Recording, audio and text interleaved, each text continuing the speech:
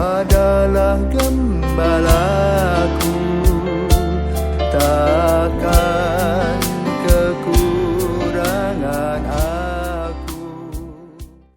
Saudara-saudari terkasih, selamat pagi, salam jumpa lagi dalam Sabda Siap Saji, Jumat 19 Februari 2021, hari Jumat sesudah Rabu Abu.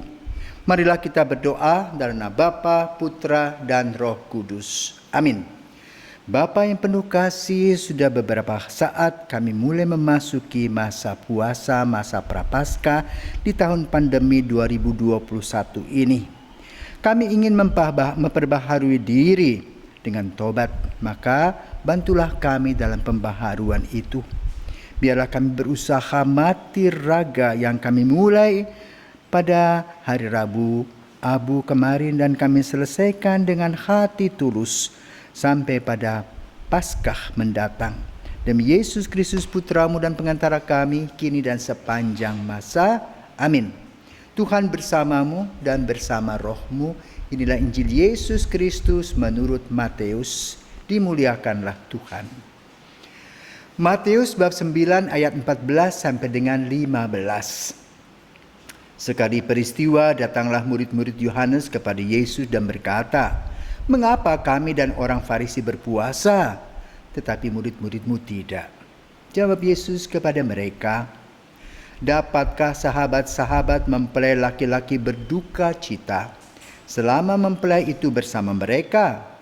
Tetapi waktunya akan datang mempelai itu diambil dari mereka dan pada waktu itulah mereka akan berpuasa." Demikianlah Injil Tuhan, terpujilah Kristus. Saudara-saudara terkasih, puasa dibagi dalam 3 kelompok. 1, puasa kesehatan. Misalnya orangnya darah tinggi, sayurannya tidak boleh pakai garam. Orang yang kena diabetes tidak boleh minum gula, apalagi es krim. Ya, itulah puasa kesehatan. Ada juga puasa kebiasaan-kebiasaan. Ada orang yang biasa makan sambal. Tapi ada waktu tertentu sambal itu disingkirkan. Namun ada juga kebiasaan atau puasa karena keyakinan. Nah, inilah yang kita akan bahas. Puasa karena keyakinan. Sudah sejak lama gereja mencanangkan pantang dan puasa yang dimulai pada hari Rabu Abu dan Jumat Suci. Maka karena pengaruh dari barat, pantang dan puasa itu berkaitan dengan daging. Di Eropa, kalau orang tidak makan daging apalagi musim dingin, tentu tidak bisa hidup dengan baik, kedinginan. Tetapi dengan adanya tata aturan gereja, maka diubahlah daging-daging sapi seperti steak itu disingkirkan dan diganti dengan ikan goreng. Maka terkenal ya kepada masa puasa hari Jumat makan ikan. Pada tahun 1966 Paulus ke-6 membuat satu ensiklik berkaitan dengan judul Penitemini. Artinya pertobatan yang berasal dari dalam diri. Bukan show untuk makannya. Bukan berubah dari daging menjadi ikan. Tetapi lebih pada kedalaman hati. Dan inilah yang dikatakan dalam Injil pada hari ini dibahas oleh Yesus. Karena pertanyaan para murid Yohanes bukan orang Farisi. Ya. Mengapa kami dan orang Farisi berpuasa, tetapi murid-muridmu tidak? Ini puasanya puasa material. Tidak makan daging tadi. Ya. Dan tata aturan banyak dalam tradisi Yahudi. Secara material. Tetapi boleh ngomongin orang, masih bisa ngomongin orang.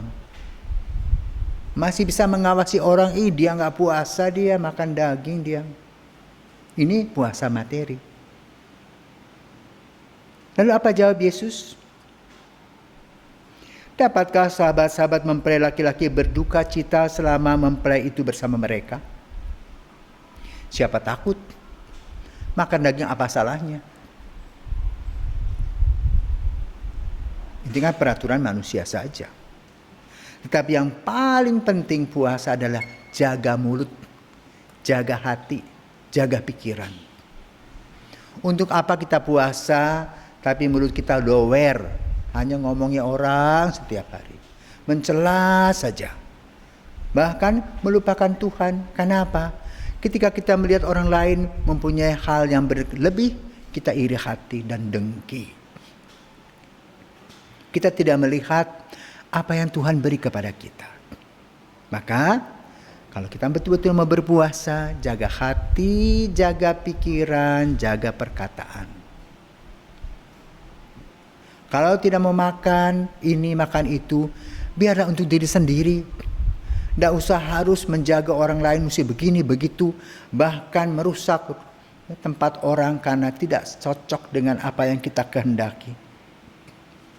Ini tidak berpuasa. Ini hanya show puasa-puasaan. Tapi puasa yang betul yang dikatakan adalah mandi, keramas, pakai minyak rambut, ya, dengan muka yang cerah, bukan dengan muka yang muram. Berdoa di tempat masing-masing dengan tenang, berhadapan dengan Bapa di surga. Bukan show di jalan-jalan. Itulah puasa material. Karena Yesus ingin menekankan puasa batin, puasa hati. Agar hati kita semakin bersih, maka lalu dibuatlah sebuah aturan. Puasanya bukan tukar jam, tapi puasa betul puasa. Ya, menggunakan sistem jumputan. Sekali kenyang. Padahal makannya sehari 3 kali.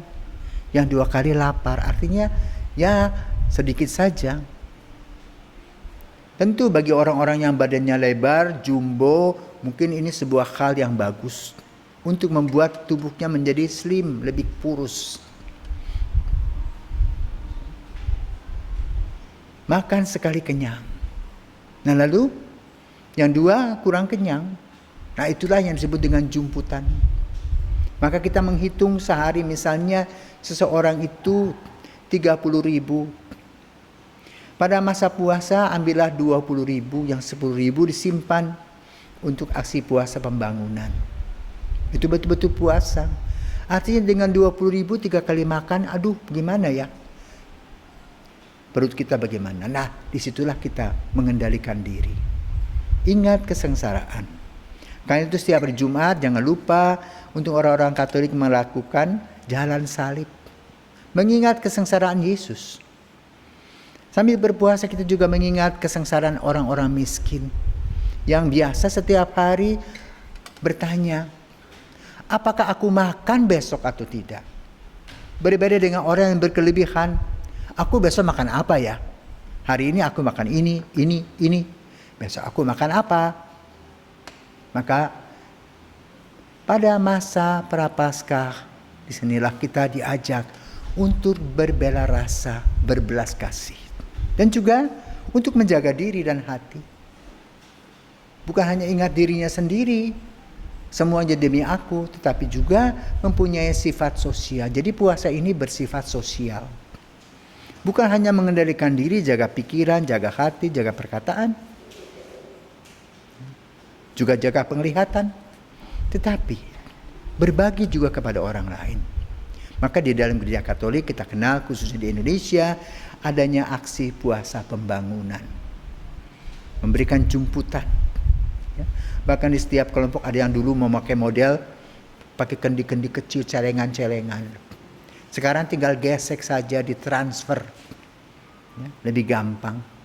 Sehingga di gereja orang tidak perlu setrika lagi uang-uang yang lecek-lecek itu. Ungkapan cinta kepada Yesus. terurai di dalam bagaimana kita memaknai masa puasa. Yesus tidak menjawab keras karena di sana ada murid-murid Yohanes. Dan murid-murid Yohanes mengikuti tradisi Yahudi. Dan ingin diperbaharui oleh Yesus.